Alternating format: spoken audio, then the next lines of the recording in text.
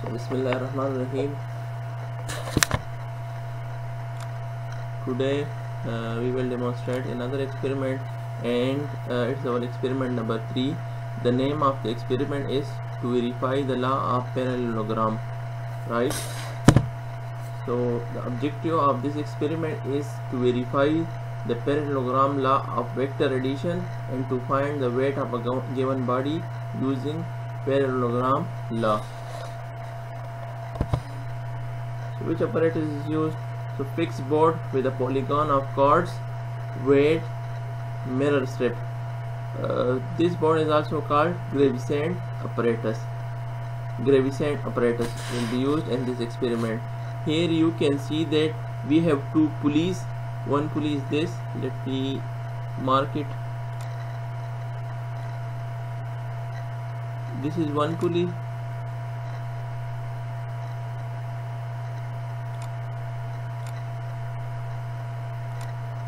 You can see here, this is one pulley and this is our second pulley, right? And this is the junction point, and these pulleys are connected with strings to the hangers. There are three hangers, one hanger, second hanger, and hanger number 3, right? So what you will do, you in the start you will fix a page, a chart, a drawing chart, a white chart on this board. Here you will paste with the help of scotch tape a chart here. Now you will arrange the setup, and these pulleys must be frictionless, right? You will fix the strings and place the pulleys so that there is no friction between the string and the pulley. Now you will hang certain weights over here. You are required 3 weights. 2 weights are known and the third one is unknown. So you will put a weight here and call it P, right? You will put a weight here and call it Q, and you will put a weight here and call it S, right? You can give it any names.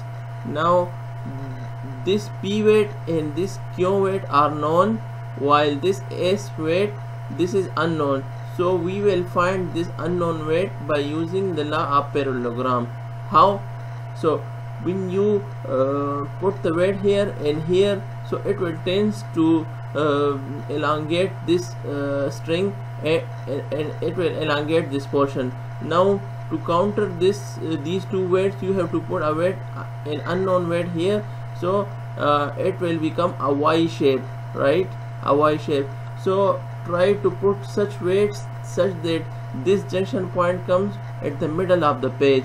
As you have to draw the parallelogram, so if this junction point is above here, so you cannot draw parallelogram over here. So you must try to locate this junction point at the middle of the paper or below, slightly below the middle of the paper, so that you can easily draw the parallelogram. I will show you how to draw parallelogram. So now you have, as you have put the weights here, here and here, and you know the weight P and Q, that how much is its value. Suppose this is 1 Newton and this is 2 Newton and this is unknown weight. Now here this figure will adjust itself using these weights. So now what will you do? Now you will choose a scale of weights. Let's suppose you choose a scale that let's suppose you say that 0.5 Newton is equal to 1 inch, right? 0.5 Newton is equal to 1 inch. Load to distance scale. Load to it is a load to distance scale. 0.5 Newton. Let's suppose you say that 0.5 Newton is equal to 1 inch. So if this is 2 Newton, so what will be the scale? What will be the distance? It will be 4 inches, right? 4 inches. Similarly, if it is 2 Newton, then it will be 8 inches. This line will be 8 inches. Now you have put the weights. So take a mirror strip, right? Mirror strip is used to project this thread over the drawing sheet, right? So place a mirror strip here and make 2 dots. here and here. Now this is a mirror strip, so you put the mirror strip behind the thread and plot here you can draw a point and here you can draw a point. Now place the mirror strip here and project this thread over the page. Draw a dot here and draw a dot here. Okay, also place the mirror strip here and draw a dot here and draw a dot here. Okay, so now what will you do? Now you remove the page from here and place it on a plain table, and now you draw lines. So you have 2 points. Yes sir जी, the mirror strip को sir जी आप same distance पे रखेंगे sir जी? No, ये ज़रूरी नहीं है, आप किसी भी डिस्टेंस पे रख सकते हैं। ये जस्ट इन पॉइंट्स लाइंस को लोकेट करने के लिए, समझ गए? Yes sir. अच्छा, तो यहाँ पे जब हम मिरर स्ट्रिप रखते हैं तो ये वाला डॉट लगाते हैं और ये वाला डॉट लगाते हैं, फिर यहाँ पे 2 डॉट्स लग जाते हैं, यहाँ पे दो डॉट्स लग जाते हैं। अभी इसके बाद क्या करना है? Now remove this page from this crescent apparatus and place it on a plane table. और ये 2 डॉट्स जो है इन लाइन को आप इस तरह मिलाएं, समझ गए? इन लाइंस को इस तरह मिलाएं, एक्सटेंड कर ले, तो ये आपके पास इस तरह आ जाएंगे। जब ये 2 लाइन आपके पास मिल जाएगी तो आपके पास इस तरह एक लाइन आ जाएगी, समझ गए? इसको एक्सटेंड कर दे, फिर ये 2 लाइन जो है वो आपस में मिलाएं, तो ये यहाँ पे इस तरह आ जाएगी, समझ गए? जब ये 2 पॉइंट्स आप एक्सटेंड करेंगे और लाइन एक्सटेंड करेंगे तो ये इस तरह आ जाएगा। यहाँ तक समझ गए? सर कौन कौन से लाइंस को सर वो एक्सटेंड करने पॉइंट्स को? ये जो 2 पॉइंट्स है ना, ये लाइन, ये आपने एक्चुअल पेज पे अभी ड्रा करना है। तो यहाँ पे मिरर स्ट्रिप आपने रखा था, 1 पॉइंट यहाँ पे लगाया था, 1 पॉइंट यहाँ पे, तो इन 2 पॉइंट्स को मिला के आगे एक्सटेंड कर दे और पीछे भी एक्सटेंड कर ले, तो ये वाला लाइन आ जाएगा आपके पास। Yes sir. फिर ये ठीक है 2 पॉइंट्स, इन दोनों पॉइंट्स को मिलाए, आगे एक्सटेंड कर दे और पीछे भी एक्सटेंड कर दे, तो क्योंकि ये लाइन जो है वो इस तरह है और ये लाइन जो है वो इस तरह है, तो ये यहाँ पे इंटरसेक्ट हो जाएंगे। यहाँ तक समझ गए? Yes sir. अच्छा, अब ये वाला जो लाइन है तो इसको भी जो है वो यहाँ से एक्सटेंड कर दे इस तरह, ठीक है? नीचे यस सर।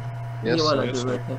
अच्छा, अभी आपने स्केल लिया है और स्केल आपने चूज किया होगा कि 1 inch is equal to 1 newton या 0.5 newton is equal to 1 inch, समझ गए? तो now you have the weights, the non weights, that is P and Q. So let's suppose आपके पास जो है ये 2 न्यूटन है, तो ये लाइन कितनी हो जाएगी यहाँ पे? 4 इंचेस, समझ गए?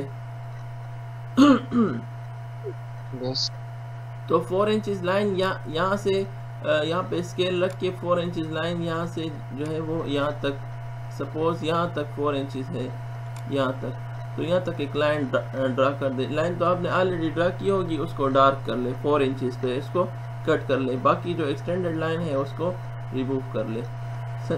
इसी तरह यहाँ पे ये क्यों है, तो क्यों भी आपके पास नॉन वेट है और उसी को उसी स्केल के मुताबिक कन्वर्ट करके, लेट सपोज ये हमारे पास आ गया 6 इंचेस, कोई भी वेट आपने डाला है और ये 6 इंचेस यहाँ तक आ गया, समझ गए? Yes sir. अच्छा सर जी रिपीट कर। अच्छा, ये P वेट है और ये क्यों वेट है। P आपके पास नॉन है, वो सपोज लेट सपोज ये है आपके पास 2 न्यूटन, ठीक है? और यहाँ पे आपके पास है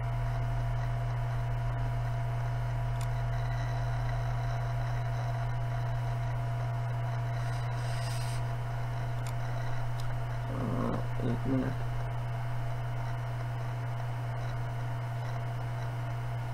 यहाँ पे आपके पास है ये लेट सपोज 2.5 न्यूटन, ये वाला क्यों, ये P है और ये आपके पास क्यों है। तो अब ये आपने स्केल लिया है कि 0.5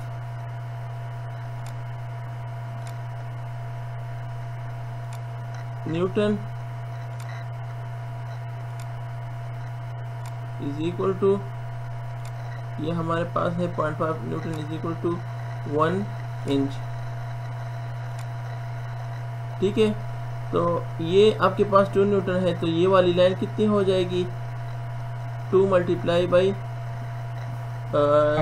हाँ, तो ये 2 न्यूटन है, तो कितने हो जाएंगे? ये 4 इंचेस हो जाएंगे ना? Yes sir, yes sir. 2 inches Yes, तो sir. 4 इंचेस ये लाइन हो जाएगी। ठीक है, यस सर। तो यहाँ इस जंक्शन पॉइंट से 4 इंचेस लाइन ड्रा कर दे। इसी सीध में जो है वो 4 इंचेस पे कट कर ले इस लाइन को। ये लाइन आपने ऑलरेडी ड्रा की होगी, construction line thin and light आपने ड्रा की होगी। अभी 4 इंचेस पे इसको डार्क कर ले और बाकी जो है वो रिमूव कर ले। इसी तरह यहाँ पे 2.5 है, तो ये कितनी हो जाएगी? 5 इंचेस लाइन हो जाएगी ना? Yes sir. ठीक है, यस तो यहाँ से 5 इंचेस लाइन जो है वो इस तरह एक्सटेंड कर ले और ड्रा कर ले। समझ गए? Yes sir. अच्छा, इसके बाद आपने क्या करना है कि ये जो इजाफी लाइन है जो एक्सटेंड हुई है और जो नीचे आ गई है, इसको आपने रिमूव करना है। और ये जो लाइन है और ये जो लाइन है, इस लाइन का पैरेलल आपने यहाँ पे ड्रा करना है और इस लाइन का पैरेलल, इसी लाइन का पैरेलल आपने यहाँ पे ड्रा करना है। तो ये आपके पास पैरेललोग्राम बन जाएगा। समझ गए? ये लाइन जो है आपके पास यहाँ से लेके यहाँ तक, जो कि आपके पास 4 इंचेस लाइन है, इसी लाइन का पैरेलल आप यहाँ पे ड्रा कर ले। और ये पैरेलल किस तरह ड्रा करेंगे? With the help of set square. समझ गए? सेट स्क्वायर को जो है वो यहाँ पे रख के यस सर। वो इसको जो है मूव कर ले और ये वाली लाइन यहाँ पे ड्रा कर ले। समझ गए? इसका पैरेलल, और इस लाइन का पैरेलल जो है, इस लाइन का पैरेलल यहाँ पे सेट स्क्वायर रख के इसको जो है मूव कर ले और ये वाला यहाँ पे जो है वो पैरेलल लाइन ड्रा कर ले। तो ये आपके पास एक पैरेललोग्राम बन जाएगा। ये वाली लाइन जो है ये भी 5 इंचेस होगी, ये भी 5 इंचेस, ये और ये 4 इंचेस होगी। यहाँ तक समझ गए? Yes sir. Yes sir. अच्छा, अभी इन पैरेललोग्राम का, ये पैरेललोग्राम है, इसका डायगोनल ये वाला हो जाएगा यहाँ से लेके यहाँ तक। ठीक है, ये इसका डायगोनल हो जाएगा और इसका रिजल्टेंट हो जाएगा। समझ रहे? Yes sir. अच्छा, अभी आप इस तरह कर ले कि यहाँ से लेके यहाँ तक वो distance with the help of scale वो मेजर कर ले कि ये डिस्टेंस कितना है। तो आपके पास एक डिस्टेंस आ जाएगा इसका। ठीक है ना? Yes sir. अच्छा, उसी डिस्टेंस को लेट सपोज वो डिस्टेंस आपके पास आ गया है 6 इंचेस। सपोज ये आपके पास 6 इंचेस आ गया ये डिस्टेंस। तो उसी डिस्टेंस को स्केल के मुताबिक वेट में कन्वर्ट कर ले। तो स्केल आपके पास कितना था? 0.5 newton is equal to 1 inch. तो ये 6 इंचेस है, तो ये कितना हो जाएगा? कितने न्यूटन हो? Very good, yes sir. 3 Newton. इसका मतलब ये है कि ये जो वेट है आपके पास ये 3 न्यूटन होगा। तो ये अननोन वेट आपने मालूम कर लिया with the help of parallelogram. तो पैरेललोग्राम ला क्या है? तो वो अब ये जो है वो हम यहाँ पे पढ़ते हैं कि parallelogram law of vector addition क्या है। According to the law of parallelogram, if two vectors quantities are represented by two adjacent sides or a parallelogram, then the diagonal of the parallelogram will be equal to the resultant of the two vectors. तो हमारे पास पिछले diagram में अगर आप देख ले तो 2 vectors है, एक ये वेक्टर है और एक ये वेक्टर है। ठीक है, और इन दोनों का रिजल्टेंट जब इन दोनों को हम मिला ले और इस डायगोनल को मिला ले, तो ये जो डायगोनल है तो ये इन दोनों का रिजल्टेंट होगा। ठीक है, ये पैरेललोग्राम लॉ है। सर जी। यस सर जी, ये जो हम जो पैरेलल ड्रा करेंगे तो इसमें जो बीच का डिस्टेंस है सर जी हम अपने हिसाब से लेंगे या नहीं? कौन सा डिस्टेंस? ये जो आपने कहा कि सेट स्क्वायर के जरिए इसके साथ एक पैरेलल लाइन ड्रा करेंगे। हाँ, तो वो पैरेलल लाइन जहाँ पे ये लाइन खत्म हुई है तो वहाँ पे ड्रा करेंगे ना। Yes sir. तो इसके बीच में जो डिस्टेंस है सर जी तो ये तो खुद बहुत जो है वो जितना वेक्टर का जो डिस्टेंस है तो वो इतना आ जाएगा ना। लेट सपोज ये देख ले, ये हमारे पास जो है वो कितना था, 5 इंचेस था ना ये वाला, यस और ये वाला 4 इंचेस था ना। यस तो इस 5 इंचेस का जब हम पैरेलल लाइन ड्रा करेंगे तो ये डिस्टेंस 4 इंचेस हो जाएगा ना, यहाँ पे जो है वो 4 इंचेस Yes. और इसी तरह इस 4 इंच लाइन का जब हम पैरेलल ड्रा करेंगे यहाँ पे तो वो डिस्टेंस उसका 5 इंचेस आ जाएगा। यस सर, यस ठीक है, यस सर ये 6 इंच किस तरह हासिल कर गए? ये वाला 6 इंचेस ये तो डायगोनल है, ये तो जब आप डायगोनल मिला लेते हैं तो उसको मैयर कर ले, तो ये तो मैंने वैसे ही लिख दिया। तो आप स्केल से मैयर कर ले कि कितना है, वो वहाँ पे देख ले, हो सकता है वो 5.5 हो या 6 हो या 7 हो, जो भी हो। ठीक है, ठीक है सर। अच्छा तो अभी ये रिजल्टेंट हम जो है एक तो हम इस तरह बाय ड्राइंग जो है वो मालूम कर सकते हैं कि ये हमारे जो ड्राइंग हमने बनाई है तो उस पर ये जो डिस्टेंस है वो स्केल से मैयर कर ले और डिस्टेंस आ जाएगा। फिर डिस्टेंस को उसमें कन्वर्ट करके वेट्स में कन्वर्ट करके स्केल के मुताबिक तो आपके पास रिजल्टेंट का वेट आ जाएगा। एक तो ये तरीका है। दूसरा जो है बाय इक्वेशन हम किस तरह फाइंड करेंगे रिजल्टेंट, तो उसके लिए पैरेललोग्राम के लिए इक्वेशन है कि आर जो है वो बराबर है आर रिजल्टेंट, ये आर है P square plus Q square plus 2p Q cos theta. Theta कौन सा होगा, इन दोनों लाइंस के दरमियान जो थीटा होगा, तो ये 2p Q cos theta under root. ठीक है, तो ये फार्मूला होगा। आगे जो है वो इसको एक्सप्लेन करते हैं। तो ये देख ले, यहाँ पे आपके पास दो वेक्टर्स आ गए हैं, एक ये वेक्टर आ गया, एक ये वेक्टर आ गया। ठीक है, तो ये दिन अभी आपने इस वेक्टर का यहाँ पे एक डायगोनल बना दिया और इस पैरेलल बना दिया इस वेक्टर का यहाँ पे पैरेलल, तो ये एक पैरेललोग्राम बन गया। तो इन दोनों वेक्टर को अगर आप इसका डायगोनल ले ले तो वो डायगोनल आर हो जाएगा। ठीक है, तो आर जो है वो O B is equal to O A vector addition of, यानी रिजल्टेंट वेक्टर आर जो है वो vector O A plus A B के बराबर है। ठीक है, R is equal to V1 vector plus V2 resultant है ना, समझ रहे ना। तो ये इन दोनों वेक्टर के बराबर है। अच्छा, प्रोसीजर जो है वो किस तरह है कि set up the gravitation apparatus which is board vertical tested with the help of plumb line। मतलब ये है कि आपने बोर्ड को सीधा बिल्कुल वर्टिकल जो है वो आपने फिक्स करना है, इस तरह ना हो कि वो टिल्टेड हो, समझ रहे। और ये आप वेरीफाई कर सकते हैं with the help of plumb line. ठीक है, प्लम्ब बॉब से आप उसको वेरीफाई कर सकते हैं। Now test that pulley P1 and P2 are fractionless. There are two pulleys and these two pulleys must be fractionless. Oil them if necessary. Fix the white drawing paper sheet drawing chart on the board with the help of drawing pins or with the help of scotch tape. Now take 3 pieces of strong thread and tie their one end together to make a knot at O, which is the junction point. ये already वहाँ पे जो है वो आपको मिल जाएंगे, तो ये स्टेप करने की ज़रूरत नहीं है क्योंकि ऑलरेडी 3 पीसेस में ये कनेक्ट हुआ है। These knot become junction at the 3 threads. From the other ends of 2 thread tie a hanger with some slotted weight in each. Hanger वहाँ पे ऑलरेडी बंधे हुए हैं, आपने जस्ट उसमें वेट पुट करने हैं, non wait. These serve the weight P and Q. Extreme जो पोजीशन है तो एक पे P वेट पुट कर ले जो आपके पास नॉन होगा और दूसरे एंड पे Q weight. From the other end of the third thread tie the given body S whose weight is to be determined. जो दरमियान वाला जो पोर्शन है तो वहाँ पे आपने क्या करना है कि वहाँ पे आपने एक वेट पुट करना है जो कि अननोन होगा, जिसको हम with the help of parallelogram law find करेंगे। Now pass thread with weight P and Q over the pulleys and let the third thread with given body mass stay vertical in the middle of the board.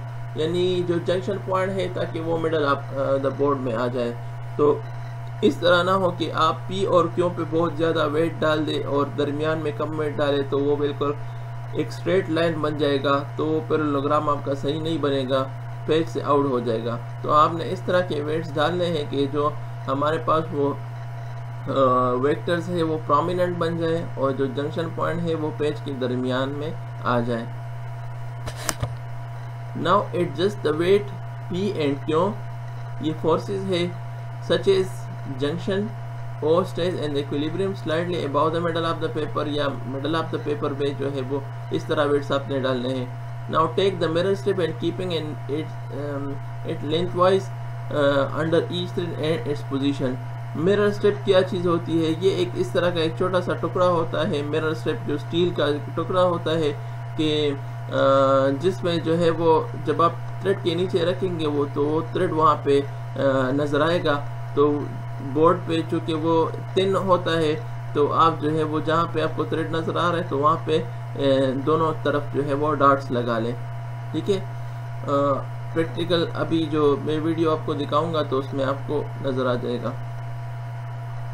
Remove the paper, जब आपने dots लगा लिए तो फिर paper को remove कर ले वहाँ से ग्रेविसेंट अपरेटस से, और लाइन P1 PQ को मिलाएं, Q1 Q2 को मिलाएं, और इसी तरह जो है वो ये P और Q कितना होगा ये स्केल के मुताबिक जो आपने वेट टू डिस्टेंस स्केल आपने चूज़ किया होगा उसके मुताबिक P और Q लाइन एक्सटेंड कर ले, और फिर जो है इनका पैरेलल ले ले तो आपके पास एक पैरेललोग्राम आ जाएगा। Make OCA and multiply by choose scale to get the value of unknown weight। वही बात है कि रिजल्टेंट OC हमारे पास जो है वो स्केल मेजर कर ले कि कितना है, और फिर जो है वो उसको उस डिस्टेंस को आप जो है वो स्केल के साथ मल्टीप्लाई कर ले तो आपके पास क्या आ जाएगा, एक्चुअल वेट आ जाएगा कि जो अननोन वेट था तो वो उसकी वैल्यू हमारे पास क्या है। For different set of observation change P and Q suitably, P और Q को मुख्तलिफ तरीक़ों से जो है मुख्तलिफ वेट उसमें चेंज करते जाएं और फिर रिजल्ट उसके मुताबिक चेंज होगा वो आप फाइंड कर सकते हैं। To find the weight of unknown mass using formula observation. ठीक है, अच्छा अब ये तो एक वैल्यू हो, ये तो एक तरीका हो गया इसको हम कहते हैं ग्राफिकल मेथड, जो हमने अभी डिस्कस किया कि डिस्टेंस आपने मेजर किया उस डिस्टेंस को आपने स्केल पे कन्वर्ट किया। दूसरा मेथड हमारे पास है कि जो इक्वेशन से है, तो इक्वेशन क्या है कि R is equal to resultant is equal to under the root P square plus Q square plus 2PQ cos theta. ठीक है, cos थीटा कौन सा होगा, तो दो वेक्टर्स के दरमियान जो थीटा होगा तो वो cos थीटा होगा। अच्छा यहाँ पे देख ले फोर्सेस है, तो ये अगर आपके पास kgs या ग्राम्स में है तो फिर आपने उसको उसके साथ कन्वर्ट करना है, mg g के साथ मल्टीप्लाई करना है, g इज ग्रेविटी, तो ये आपके पास फोर्स आ जाएगा।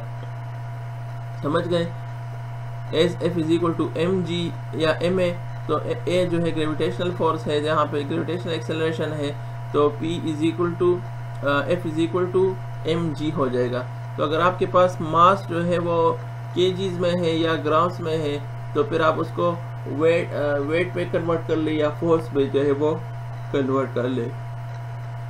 इसी तरह क्यों को भी इस mg के साथ मल्टीप्लाई कर ले तो ये आपके पास दो वेट्स आ जाएंगे अननोन।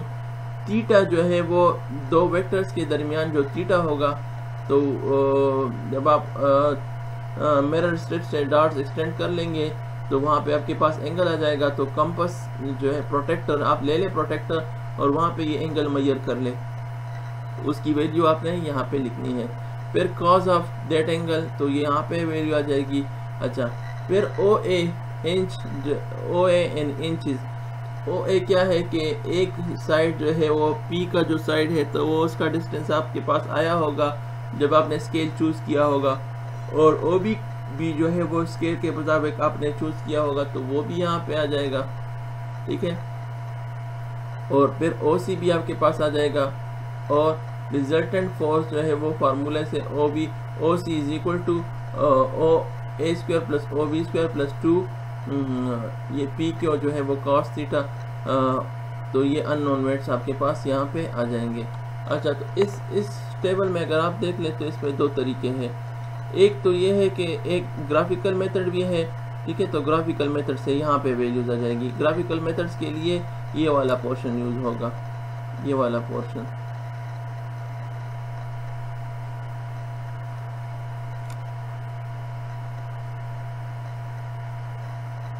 इस तरह के देख ले, OA आपने स्केल के मुताबिक ड्रा किया, OB भी स्केल के मुताबिक ड्रा कर लिया, OC भी स्केल के मुताबिक ड्रा कर लिया। तो ये एक्चुअल में OC जो है वो आपके पास जो रिजल्टेंट है तो वो वैल्यूज यहाँ पे आ जाएगी, तो ये अननोन वेट फाइंड हो जाएगा। ठीक है, ये OC की वैल्यू यहाँ पे आ जाएगी, तो ये अननोन वेट फाइंड हो जाएगा। दूसरा आपके पास है जो कि इक्वेशन है, तो इक्वेशन में P की वैल्यू, P आपके पास चाहिए जो वेट है, ये जो फोर्स है, क्यों भी आपके पास जो है वो नॉन होगा, और थीटा कॉस थीटा ये भी आपके पास जो है वो नॉन होगा। तो फिर R जो है वो फार्मूले से, R का फार्मूला है कि R is equal to √p² plus q² plus 2p Q cos theta, तो यहाँ पे भी आपके पास वैल्यू आ जाएगी। ठीक है, तो अभी इन दोनों वैल्यूज को कंपेयर कर ले होना, तो ये चाहिए आइडियली कि ये वैल्यू और ये वैल्यू सेम होगी, ग्राफिकल से और जो इक्वेशन से वैल्यूज है ये हमारे पास सेम होनी चाहिए। ठीक है, अगर सेम नहीं है तो आप फिर जो है वो परसेंट पे एरर फाइंड कर सकते हैं कि जो हमारे पास एरर है वो कितना है। ठीक है, तो प्रिकॉशंस क्या है कि the board should be stable and verticals, the pulley should not touch the board और table, the junction O should be in the middle of the paper sheet, point should be marked only when weights are at rest, जब वो thread जो है जो system जब rest में आ जाए तब आपने पॉइंट्स मार्क करने हैं। Arrow should be mark to show direction of forces, right. So these are the video links. I have downloaded these videos, so let us go to the videos section.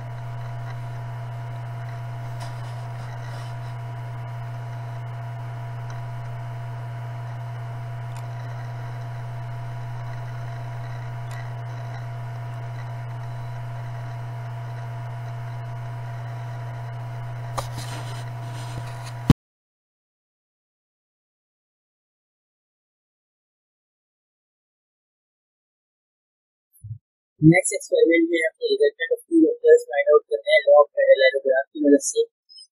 Log पैरेललोग्राफ का जो formula है वो है r √p² plus q² plus 2pq cos theta. ठीक है, हमारे पास p और q के दरमियान का एंगल है। p और q हमारे पास दो वेट्स हैं जो कि राइट हैंड साइड और लेफ्ट हैंड साइड पर सस्पेंडेड होंगे। r हमारे पास रिजल्टेंट है। ऑब्जर्वेशन टेबल देखिए तो हमारे पास मल्टीपल ऑब्जर्वेशन है जो कि हमने वेक्टर ग्रुप की मदद से लेनी है। एक ऑब्जर्वेशन हमने इक्वल वेट्स के लिए लेनी है जिसमें p और q दोनों इक्वल होंगे, और एक ऑब्जर्वेशन हमने अनइक्वल वेट्स के लिए लेनी है जिसमें p और q दोनों का वेट डिफरेंट होगा। हमारे पास वेट सस्पेंडिंग का कॉलम बना हुआ है जिसमें p q r है। तीनों जो वेट्स हमने सस्पेंड किए हैं वेक्टर ग्रुप में ऑब्जर्वेशन लेने के लिए वो लिखेंगे। उसके अलावा हम एक पर्टिकुलर स्केल से इन वेट्स को वेक्टर बनाने के लिए सेंटीमीटर स्केल में कन्वर्ट करेंगे जो कि हम ऑब्जर्वेशन टेबल में देखेंगे। उसके अलावा मुश्किल है AOB जो कि हम मेजर करेंगे, R डैश है जो ग्राफिकल मेथड से निकलेगा, R हमारे पास कैलकुलेशन से निकलेगा, और इसके बाद एरर का कॉलम है जिसमें R माइनस R डैश लगाता है।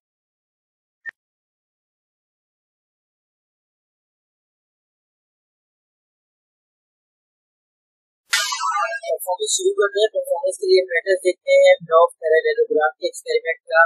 हमारे पास जो सामने विजुअल शीट है ये हमारे पास वेक्टर बोर्ड है, इसमें दो ऊपर जो है पुली आपको दिख रही होगी जो कि एडजस्टेबल है। इसके अलावा हमारे पास नीचे 3 वेट्स लगे हुए हैं जो कि इन पुली पे हैंग होंगे। जब हम परफॉर्मेंस करेंगे तो जब देखेंगे तो किस तरीके से हैंग किए जाएंगे। एक्स्ट्रा वेट है, एक हमारे पास प्लेट मिरर है, और इसके अलावा कुछ शीट्स हैं जिससे हमें आप ऑब्जर्वेशन लेंगे। वेक्टर बोर्ड के एक्सपेरिमेंट स्टार्ट करते हैं। हमने ऑब्जर्वेशन लेने के लिए पेज जो है वो पुली के बैक साइड पे फिक्स कर दिया है। उसके बाद हमें वेट को हैंग करना है। पहली ऑब्जर्वेशन हम इक्वल वेट के साथ लेंगे। इसका मतलब ये है कि राइट हैंड साइड पे जो कि P कहलाएगा और लेफ्ट हैंड साइड पे जो कि Q कहलाएगा, हम दोनों के वेट्स बराबर। अब वेट्स हैंग करते हैं और देखते हैं क्या कंडीशन आ रही है।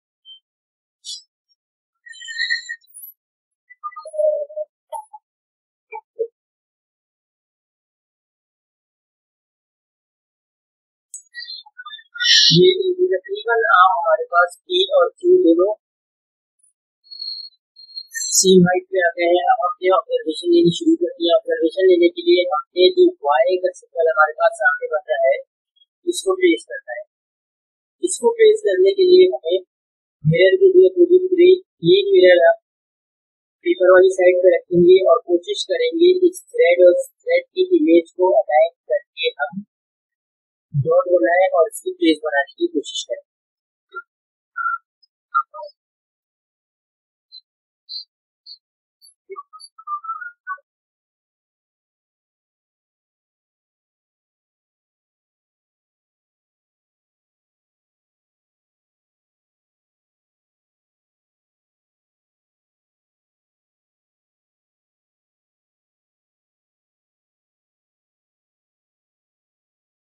सेकंड ऑब्जर्वेशन के लिए मैं जो है उसी तरीके से वेट हैंग करता हूँ और कोशिश करता हूँ एक वेट के साथ पहले मैं दोनों साइड्स को बराबर करूँ।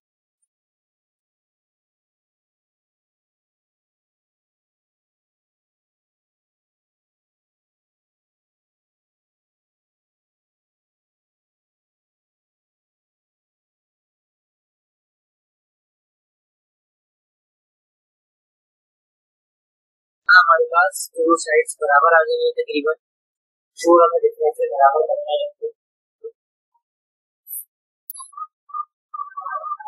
क्योंकि पहले एक्सपेरिमेंट में हमने इक्वल वेट लिए थे, यानी राइट हैंड साइड और लेफ्ट हैंड साइड इक्वल थे। ये वाली ऑब्जर्वेशन में हमने अनइक्वल वेट लेने हैं। तो एक आर्म को मैं यानी पी वाली साइड पे 20 ग्राम का एक वेट और इंसर्ट कर दूं।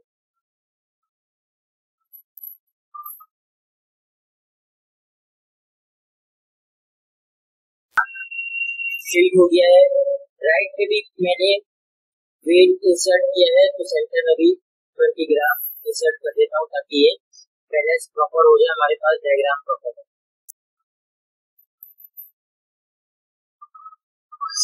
अब हमारे पास राइट आर्म में यानी पी पे तकरीबन 60 ग्राम वेट हैंग हो रहा है। क्यू पे हमारे पास यानी लेफ्ट हैंड साइड पे 40 ग्राम है।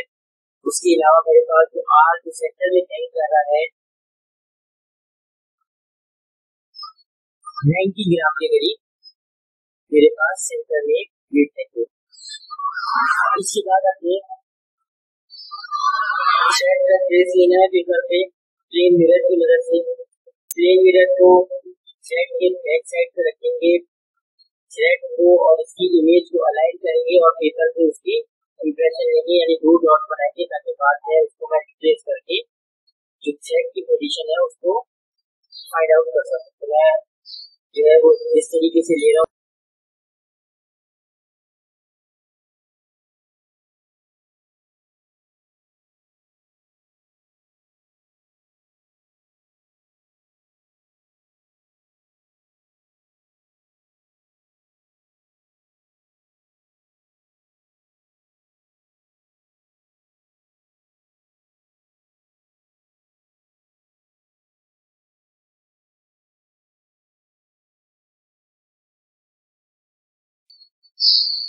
ये मैंने चीज से लिए है वेक्टर बोर्ड का काम खत्म हो गया। अब देखते हैं आगे ऑब्जर्वेशन किस तरह या डायग्राम किस तरह हमने वेक्टर बोर्ड से निकाल दी है। जो पॉइंट्स हमने वेक्टर बोर्ड में मार्क किए थे उनको आप फाइनल कर लेते हैं।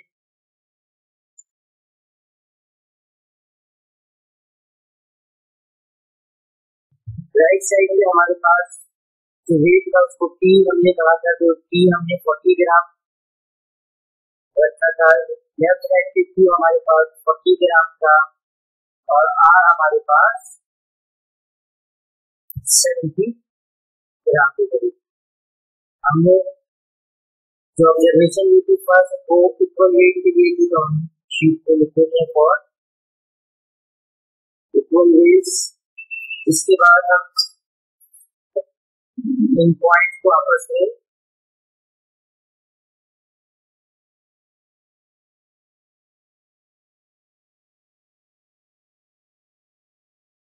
ज्वाइन करते हैं।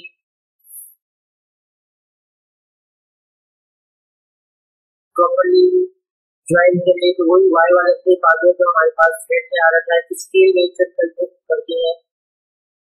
स्केल हमारे पास जो है वो 10 ग्राम, अगर मैं सेंटीमीटर स्केल में कन्वर्ट करूँ तो 1 सेंटीमीटर के बराबर है।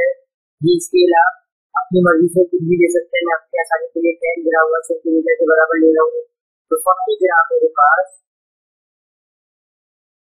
4 सेंटीमीटर के बराबर हो जाएगा और 70 ग्राम मेरे पास 7 सेंटीमीटर के बराबर। अगले स्टेप के लिए हम आर्क लगाएंगे राइट और लेफ्ट आर्क की तरफ। जो मेरे पास आर्क लगाने हैं वो मैंने इस तरीके से लगाने हैं कि पहला आर्क जो मैं लगाऊंगा जिस तरफ दूसरी आर्क की तरफ उसी वेट के इक्विवेलेंट डिस्टेंस का लगाऊंगा जो कि इस साइड पे है। इसका मतलब मैं अगर पी की साइड पे यहाँ सेंटर से आर्क लगा रहा हूँ तो मेरे पास 4 सेंटीमीटर का लगेगा। अगर टू साइड पे लगा रहा हूँ तो क्योंकि वेट 40 ग्राम है तो 4 सेंटीमीटर का यहाँ पर लगेगा।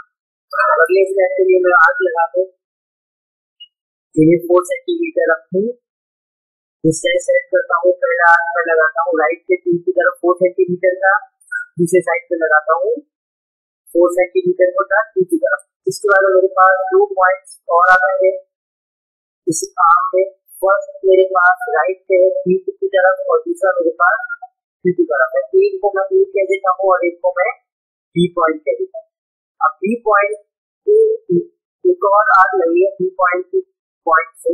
अगर मैं बी पॉइंट को स्टैंड करूंगा तो मैं सामने वाली साइड देखूंगा जो कि क्यू है, इसके इक्विवेलेंट डिस्टेंस का मैंने आर्क लगाना है। मेरे पास बी पे स्टैंड करके 40 ग्राम को मैं सामने वाली साइड बी पॉइंट पे एक और आर्क लगेगा बी पॉइंट की पॉइंट से। अगर मैं बी पॉइंट पे स्टैंड करूंगा तो मैं सामने वाली साइड देखूंगा जो कि क्यू है, उसके इक्विवेलेंट डिस्टेंस का मैंने आर्क लगाना है।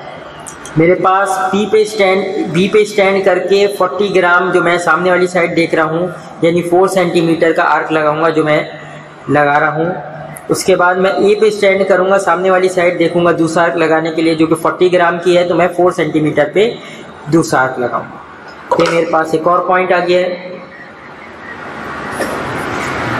इस पॉइंट को ए पॉइंट से और इस पॉइंट को बी पॉइंट से मिला लेते हैं तो ये मेरे पास एक पैरेललोग्राम बन गया। डायगोनल बनाते हैं सेंटर से। ये डायगोनल मेरे पास उतना ही आना चाहिए जितना मैंने वेट हैंग किया था। 70 ग्राम मैंने वेट हैंग किया था। ये जो मेरे पास डायगोनल आना चाहिए ये तकरीबन 7 सेंटीमीटर के अराउंड आना चाहिए। तो अगर मैं मेजर कर रहा हूँ तो ये मेरे पास तकरीबन 6.8 के करीब आ रहा है। तो मेरे पास आर आ रहा है 6.8 सेंटीमीटर। आर मेजर लिखता हूँ, मेरे पास है 6.8 सेंटीमीटर। अगर मैं इक्विवेलेंट निकालूंगा इसका वेट तो ये मेरे पास 68 ग्राम से आ जाएगा जो कि इस स्केल की कन्वर्जन के थ्रू मैंने निकाला है। उसके बाद मुझे ऑब्जर्वेशन में एक और चीज़ चाहिए जो कि ए ओ और बी के दरमियान का एंगल है। एंगल निकालने के लिए मैं डी रखता हूँ। मैं ए और ओ को रेफरेंस लेता हूँ। मिडिल पॉइंट मैं ओ पे रखूँगा और ये जो बॉर्डर लाइन है ये मैं ए ओ पे रखूँगा। ये मैं प्लेस करता हूँ। प्लेस करने के बाद जो मेरे पास एंगल आ रहा है ए ओ बी का वो तकरीबन 57 के करीब आ रहा है। तो मेरे पास angle A O B 57 degree हो गया। तो ये मेरे पास पहली ऑब्जर्वेशन शीट कंप्लीट हो गई जो कि मेरे पास इक्वल वेट के लिए। ये हमने अनइक्वल वेट के लिए वेक्टर बोर्ड से शीट उतारी है। तो मैं यहाँ लेबल कर देता हूँ फॉर अनइक्वल वेट। पॉइंट्स को मैं फाइनल कर देता हूँ, पहला दूसरा आर्म और ये फाइनल आर्म। मैं वेट लिख लेता हूँ। पी राइट साइड पे मेरे पास तकरीबन 60 ग्राम वेट था। लेफ़्ट साइड जो कि क्यू कहूँगा मैं 40 ग्राम वेट था। और आर जो मेरे पास था वो 90 ग्राम के करीब वेट था। लास्ट ऑब्जर्वेशन शीट की तरह स्केल मेंशन करते हैं। सेम स्केल ही लूँगा। 10 ग्राम मेरे पास है 1 सेंटीमीटर, तो मेरे पास 60 ग्राम 6 सेंटीमीटर के बराबर है। 40 ग्राम मेरे पास 4 सेंटीमीटर के बराबर है और 90 ग्राम मेरे पास 9 सेंटीमीटर के बराबर। पॉइंट्स को आपस में ज्वाइन करते हैं स्केल की मदद से।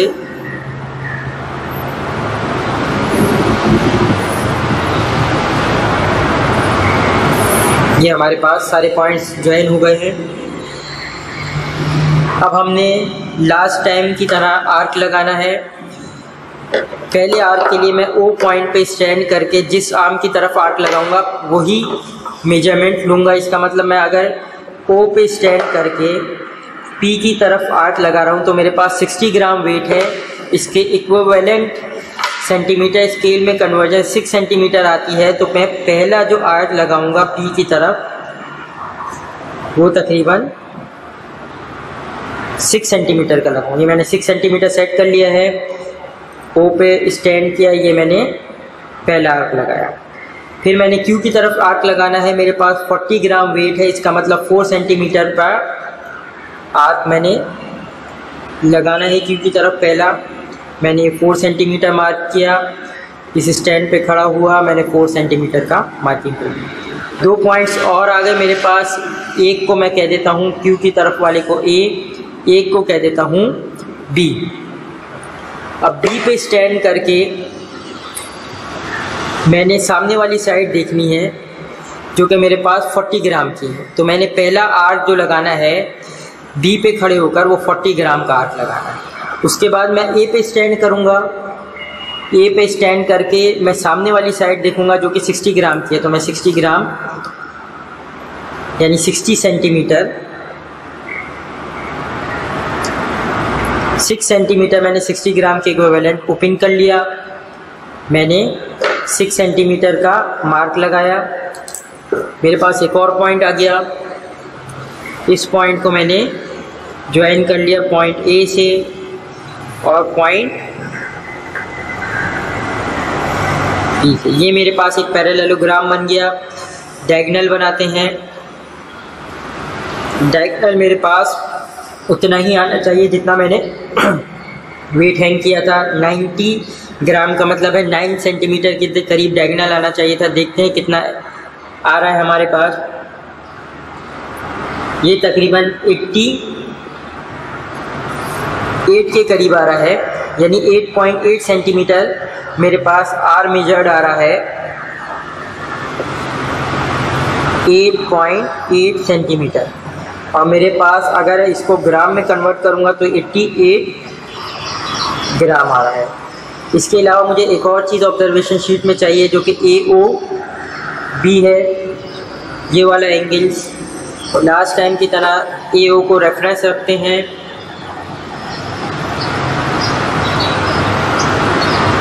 एंगल निकालते हैं तो एंगल मेरे पास 63 के करीब आ रहा है। 62 डिग्री में एंगल ले लेता हूँ।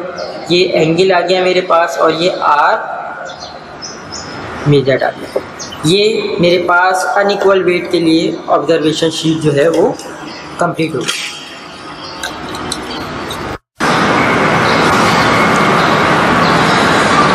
वेक्टर बोर्ड की ऑब्जर्वेशन टेबल देखते हैं जो कि मैंने फिल आउट कर लिया है अपनी ऑब्जर्वेशन शीट्स की मदद से। 40, 40, 70 मेरे पास PQR था। इक्विवेलेंट इसकी लेंथ निकालूंगा तो 4 सेंटीमीटर 4 सेंटीमीटर 7 है। एंगल मेरे पास फर्स्ट 55 आया है और मेरे पास जो मेजर्ड वैल्यू है, ग्राफिकल वैल्यू आई है जो कि शीट की मदद से आई है, वो 68 ग्राम के करीब आई है। उसके बाद हमारे पास सेकंड है जो कि अनइक्वल वेट के लिए है। 60 ग्राम, 40 ग्राम और 90 ग्राम PQR के वेट्स हैं रिस्पेक्टिव। इनकी कन्वर्जन से सेंटीमीटर स्केल में जो वैल्यू आई है वो 649 आ रही है। 62 AOB के दरमियान एंगल निकला है और 88 मेरे पास ग्राफिकल वैल्यू, ऑब्जर्व वैल्यू आई है जो कि मेरे पास शीट से है। कैलकुलेशन करते हैं। सिंपल सा फॉर्मूला है मेरे पास R का।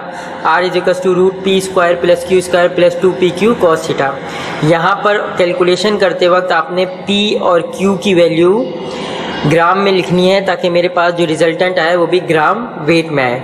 तो सबसे पहले मैं पहले वाले इक्वल वेट की कैलकुलेशन करता हूँ। मेरे पास आएगा 40 P² +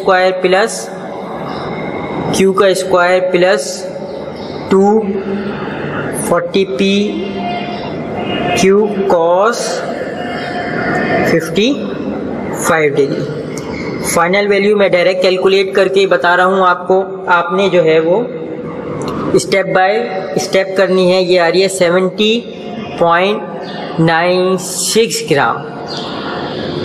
ये हमारे पास कैलकुलेटेड वेट आया है जो कि आर पे हमने हैंग किया था। इसके अलावा अनइक्वल वेट के लिए हमने कैलकुलेशन करनी है, तो हमने रूट लिया पी का स्क्वायर जो कि 60 था, क्यू का स्क्वायर जो कि 40 था, plus 2 P Q cos theta जो कि 62 डिग्री के करीब था। हमने वैल्यू निकाली, फाइनल वैल्यू हमारे पास आ रही है 86.4 ग्राम। ये हमारे पास कैलकुलेटेड वैल्यूज़ आ गई। ऑब्जर्वेशन टेबल में देखेंगे और यहाँ पर कैलकुलेटेड वैल्यू देखेंगे तो ये दोनों हम वैल्यूज़ पहले लिख लेते हैं। 70.96, दूसरी वैल्यू है 86.4। एरर निकालने के लिए हमने इन दोनों वैल्यूज़ को माइनस करना है। जो भी एरर आएगा, चाहे नेगेटिव में आए चाहे पॉजिटिव में आए, आपने इस कॉलम में हमेशा पॉजिटिव में लिखना है। तो पहली दो वैल्यूज़ को अगर मैं माइनस करूंगा तो ये मेरे पास आ रहा है 2.96 ग्राम, और दूसरी दोनों वैल्यूज़ को माइनस करूंगा तो ये मेरे पास आ रहा है 1.66 ग्राम। ये दोनों मेरे पास एरर आए हैं जो कि हमने मेजर्ड और कैलकुलेटेड में जो है वो फ़र्क आ रहा है, उसकी वजह से नीचे मेरे पास रिज़ल्ट है। रिज़ल्ट में हमारे पास दोनों इक्वल और अनइक्वल वेट्स की दो फाइनल रिज़ल्ट है। पहला मेरे पास ऑब्जर्वेशन का है जो कि मैंने 68 निकाला था। उसके बाद कैलकुलेशन है, कैलकुलेशन मेरे पास आई है 70.96 ग्राम। दूसरा मेरे पास अनइक्वल वेट के लिए है। अनइक्वल वेट में ऑब्जर्वेशन से जो हमने रिजल्टेंट फोर्स या रिजल्टेंट जो है वेट की वैल्यू निकाली है वो तकरीबन मेरे पास 88 के करीब है, और जो मैंने कैलकुलेटेड निकाली है वो 86. ये हमारे पास एक्सपेरिमेंट वेक्टर बोर्ड का कंप्लीट हो जाता है इस तरीके।